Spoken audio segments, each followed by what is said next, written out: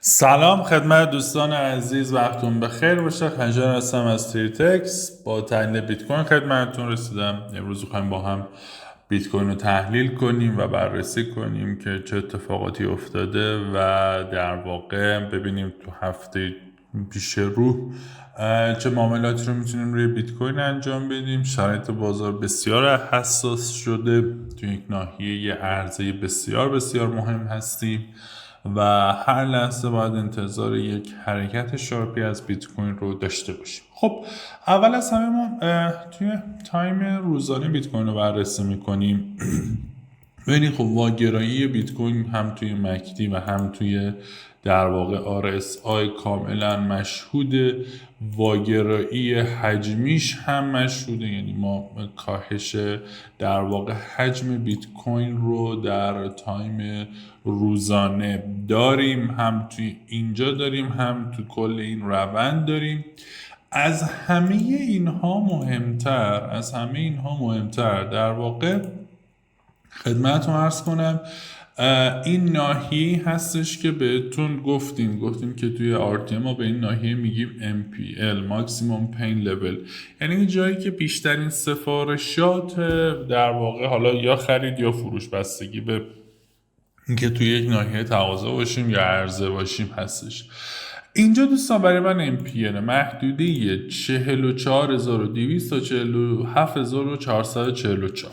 این ناحیه که به احتمال خیلی بالا، ما چون توی کلا تحلیل توی بازارهای مالی هیچ وقت صد نداشتیم و نداریم، اینجا جاییه که در واقع بازار باید نسبت بهش یک واکنش بده و چون کف بیت کوین این گلفه، این واکنش شدید.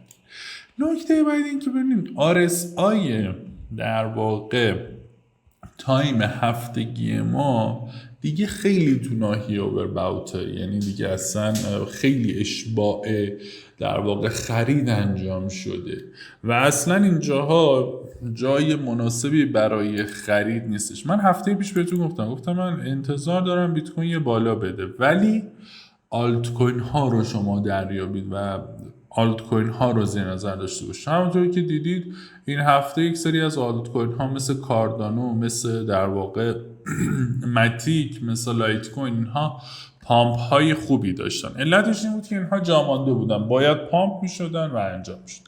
بریم تایم فریم پایین.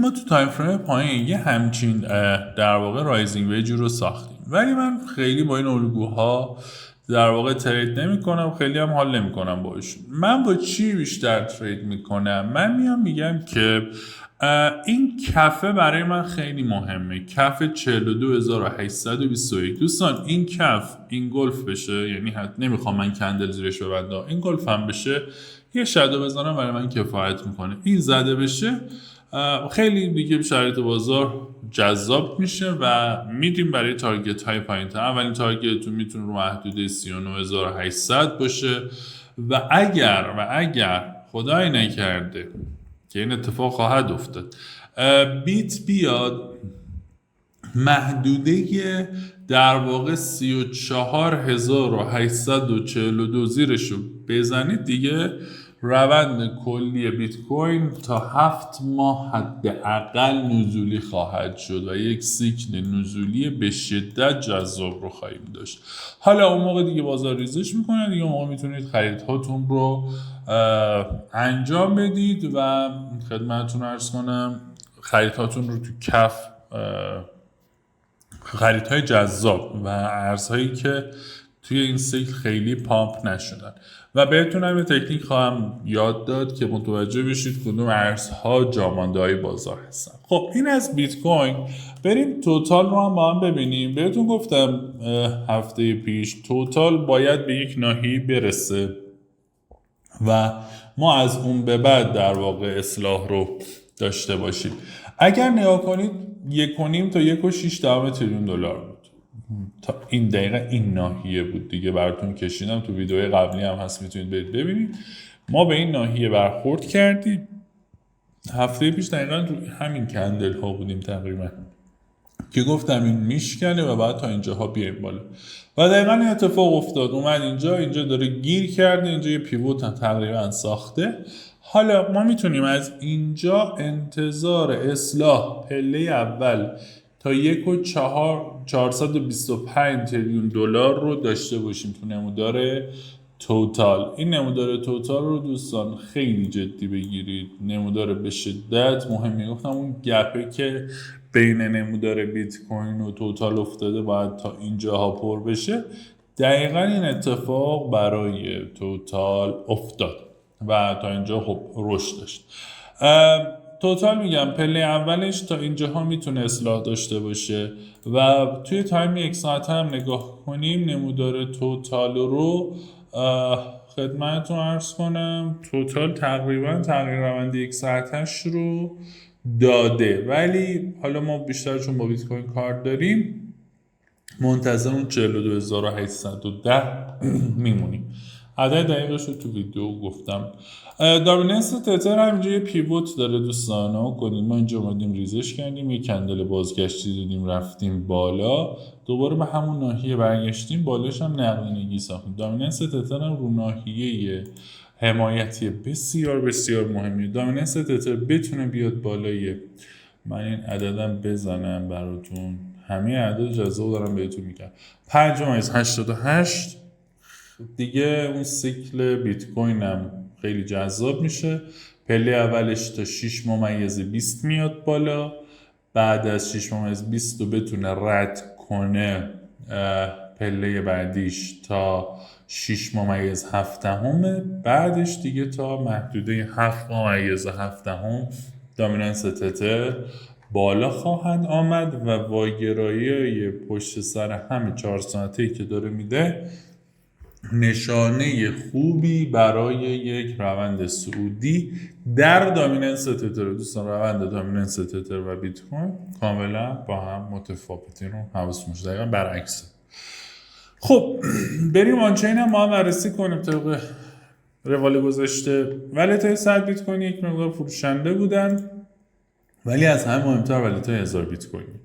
اگه خاطرتون باشه هفته پیش اومدم با هم بررسی کردیم که ولت های 1000 بیت کوینی چه کاری انجام دادن. اومدن ابتدای امر قیمت رو پامپ، یعنی خریدن قیمت پامپ کرده، بعد یهو شروع کردن فروختن. اینو چرا گفتم انجام میدن؟ به خاطر اینکه سفارشات فروششون پر بشه.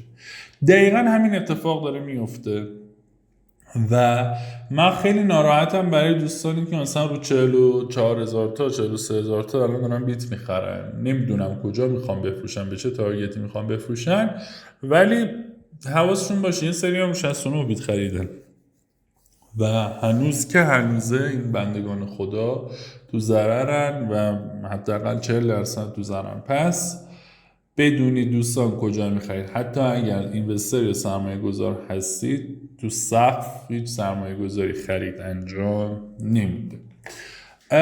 بریم سایت فارکس فکتوری هم ببینیم اخبار این هفته رو. سه شنبه CPI امریکا رو داریم، بسیار بسیار داده مهمیه با توجه به اینکه افزایش نرخ دستمزد تو امریکا رو داشتیم. احتمال افزایش تورم وجود داره چون دوتا رابطه مستقیم داره. هر چقدر دستمزدها بالاتر بره تورم افزایش پیدا میکنه.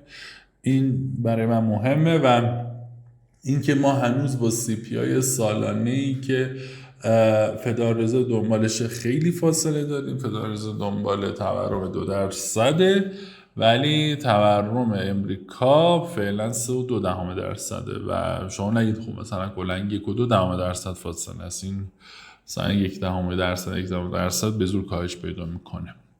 و روز چهارشنبه مهمترین روز بازار، آخرین اعلام نرخ فدرال رزرو در سال میلادی 2023 پیش بینی شده همون 5.5%، ولی نکته‌ای که وجود داره و 90% اوقات هم همین عدد اعلام میشه.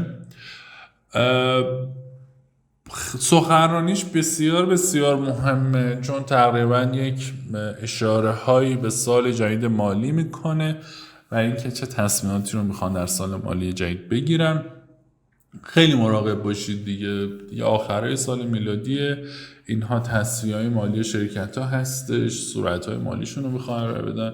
خدای نکرده دوچار ضرر و زیان نشید. ببینید چقدر دارم تکرار میکنم، حجم پایین ترید کنید، لورج های منطقی.